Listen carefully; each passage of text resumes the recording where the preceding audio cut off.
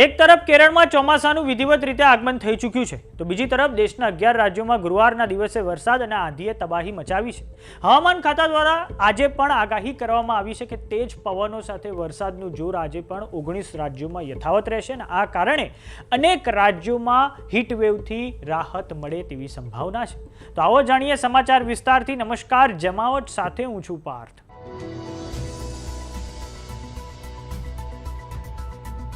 કેરળમાં વિધિવત રીતે ચોમાસાનું આગમન થઈ ચૂક્યું છે અને આ સાથે 4 મહિના એટલે કે જૂનથી સપ્ટેમ્બર સુધીના ચોમાસાની ઋતુની શરૂઆત થઈ ચૂકી છે, જેના કારણે આગામી સમયમાં ભીષણ ગરમી અને લૂથી રાહત મળવાની આશા છે.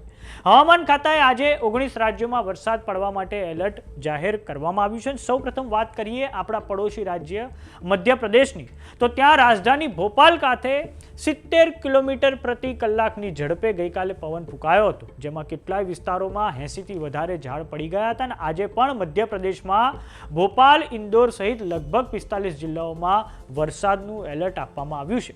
વાત કરીએ રાજસ્થાનની, તો રાજધાની જયપુરમાં જે દિલ્હીથી 4 ફ્લાઇટ આવી હતી તેને વરસાદના કારણે ડાયવર્ટ કરવી પડી છે. શ્રી ગંગાનગર જિલ્લામાં તો કરા પડ્યા છે. રાજસ્થાનમાં તો થોડાક સમય અગાઉ એક ધૂળનું ભયાનક વાવાઝોડું પણ જોવા મળ્યું હતું.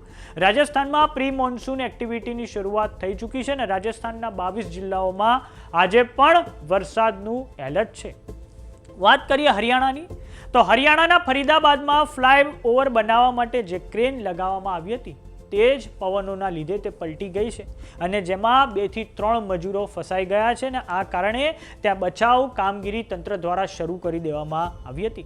હરિયાણામાં 16 જિલ્લાઓમાં આજે પણ કડાકાભેર વરસાદ તૂટી પડે તેવી સંભાવના છે, જેમાં 40 થી 50 કિલોમીટર પ્રતિ કલાકની ઝડપે હવા ચાલશે અને આગામી 2 થી 3 દિવસ સુધી આવું જ વાતાવરણ રહે તેવી સંભાવના છે. વાત કરીએ હવે ઉત્તર ભારતની, તો ત્યાં એક પશ્ચિમી વિક્ષોભ એટલે કે વેસ્ટર્ન ડિસ્ટર્બન્સ છેલ્લા 36 કલાકથી સતત ઉત્તર ભારતમાં સક્રિય છે અને આ કારણે પાછલા 12 થી 14 કલાકોમાં રાજસ્થાન, હરિયાણા, દિલ્હી એનસીઆર, પંજાબ, મધ્યપ્રદેશ, જમ્મુ કાશ્મીર, લદ્દાખ અને હિમાચલ પ્રદેશમાં હળવાથી મધ્યમ વરસાદ પડ્યો છે.